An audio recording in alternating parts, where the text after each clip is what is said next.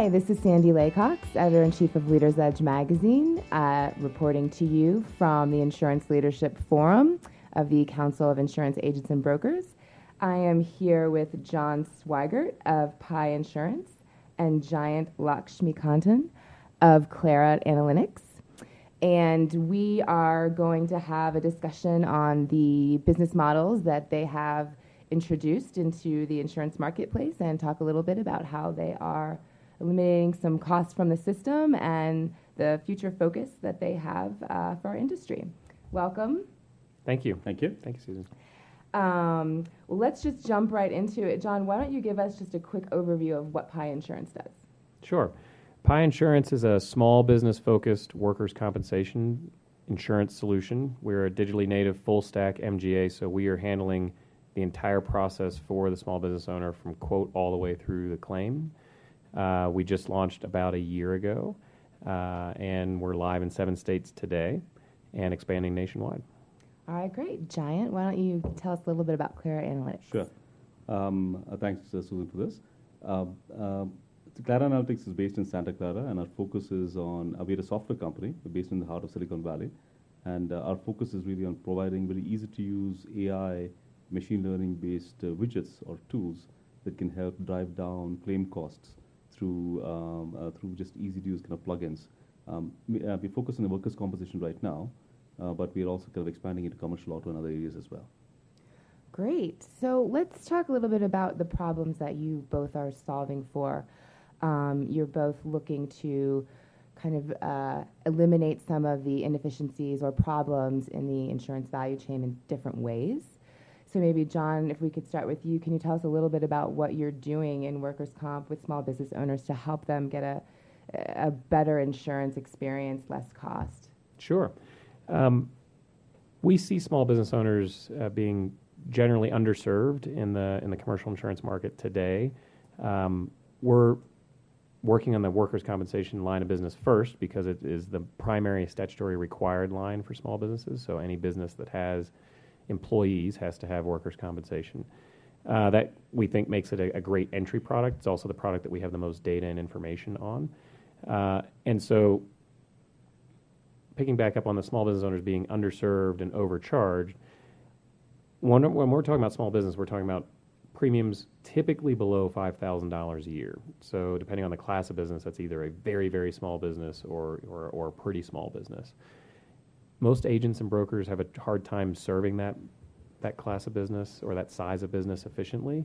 There's just not that much commission structure in it, yet they still take almost as much time as a mid-sized or a larger business. And a lot of carriers also struggle to serve that market efficiently.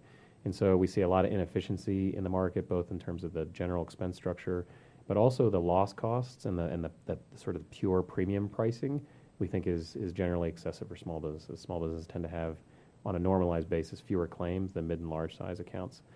And so we are attacking both of those major pieces. We are using much more algorithmically derived pricing and underwriting of the small business, as well as taking a lot of expense efficiency sort of gains and putting them into the pricing that we offer as well. What do you think it is that it makes it so hard to serve this group in the typical manner? So my background is I spent 13 years at Esurance. I was there from $5 million in premium, left in 2013 when it had $1.3 billion in premium. The personal lines market has digitized pretty substantially, and the commercial lines has not. Almost all commercial lines insurance is still distributed through agents and brokers. And the traditional carriers that are serving those agents and brokers are doing so in a very manual process. There's still many, many human underwriters still at almost all of the companies. And while they have pricing models, at least some of the larger companies do, it's for the small business accounts, there's very little schedule rating. It's very much manual rates with LCMs attached on top, and that's the price. And so there's just not that much differentiation in a very manual paper-based process still. We still see, even in the clients that are coming to us, they show up sort of expecting to fill out paper forms of some nature, and they're often quite surprised when they don't have to. Yeah. I'm sure that is exciting for them. Yeah, it is. Okay, well, let's go over to Jayant and talk a little bit about what Clara Analytics is doing in a different way to also help take some of that cost out of the system. Yeah, I mean, so one of the commonalities between what John's team is doing and what we are doing is the fact that it's really about really transforming the end user's experience, the end injured worker's experience in the case of workers' comp, right? And the ways we are approaching is slightly different, where what we saw a lot of assets out there in terms of teams already put in place to handle claims, kind of infrastructures put in place in terms of claims management systems and things of that sort. So what we felt is an approach that might actually make sense right now is to be able to provide widgets that you can plug into existing infrastructures, existing workflows, and get a huge shot in the arm in terms of really providing much better service to the injured workers and to the claimants. And that's what we are essentially doing, which is looking at existing carriers, existing TPAs, any claim shop that's there, and being able to really turbocharge their efforts in providing better service through AI and machine learning. So the goal essentially is, and the way we think about it essentially is similar to the way we approach the iPhone, right, which is lots of technologies behind the scenes, but package it in a very, very easy to use format, and so you can plug it into pretty much any workflow, any infrastructure seamlessly. And that's what we are pushing on. But really, the fundamental problem that we're trying to solve is pretty much the same problem, which is around really redefining the whole experience from an injured worker or a payment standpoint. Can you give us an example of how an injured worker would have a different experience cycling through your system versus how it would work for them traditionally? Sure, absolutely. In workers' comp, I mean, one of the biggest drivers of cost is medical costs. And within medical costs, the chances of a surgery happening or not, right, is a big driver of those costs. So in many conditions, when the claim comes in, the claim could go the surgical path or the non-surgical path. So, and the claimants, the injured worker sometimes doesn't know, right, because that's not their area of expertise. So, but given the experience of the team and the data, you can kind of tell whether this claim is going to head towards a surgery or not, and how to steer it away from a surgery. So we actually have signals right now within. So what we build essentially is a series of sensors, and think of them almost like temperature gauges, detectors of different sorts, right? But they're all machine learning models that can essentially sense when a claim is kind of really, when there's something extraordinary happening about a claim. And so, for example, in this case, we can detect when a claim is kind of heading towards the surgery, has a potential of heading towards the surgery. And if you're able to go back to the claimant and go back to the doctor and essentially say, let's try to find a non-surgical path for this claimant, that will help the person get back to work faster, and let's really aggressively attack that. That really kind of changes the trajectory of the claim dramatically. So that's one example where by detecting very early on, real time, on when a claim might be potentially heading towards a surgery and deflecting it away from a surgery, you can make a big dent. The other thing that we've also seen is litigation, right? So there's a lot of unnecessary litigation out there. There's a lot of necessary litigation, but there's a lot of unnecessary litigation as well. And so we have signals that can essentially detect when a claim is heading towards an attorney. And by aggressively caring for those claims, and most of the time the claimants, the injured workers don't want to go to an attorney, right? So it's just the lack of information, the lack of transparency that drives them towards doing that, right? You get nervous, and then you say, I want to have a kind of almost like an insurance policy of sorts by going to the attorney, right? So, so if you actually aggressively communicate with the customer, with the injured worker, it changes the dynamic significantly. So in one case, we were able to bring down attorney involvement rates from 13% of all claims to 4% of all claims, which is massive. Yeah. Because every time you're able to deflect a claim away from an attorney, it's $25,000 plus savings. And also, the person gets back to work faster as well. So things like that. There's a variety of use cases like that, which is why the potential that we see, we just at the tip of the iceberg right now, where we feel the whole cost structure in claims operations can be completely redefined with tools like this. Question for both of you. How do brokers fit into your business and working with you guys? John, we'll sure. go first. So at our core, we are a direct-to-customer company. That's my background from eSurance. But that's not our sole distribution plan. we actually want to serve small business owners wherever they're shopping for insurance. And the reality is, in the commercial insurance market today, that's primarily through independent agents and brokers.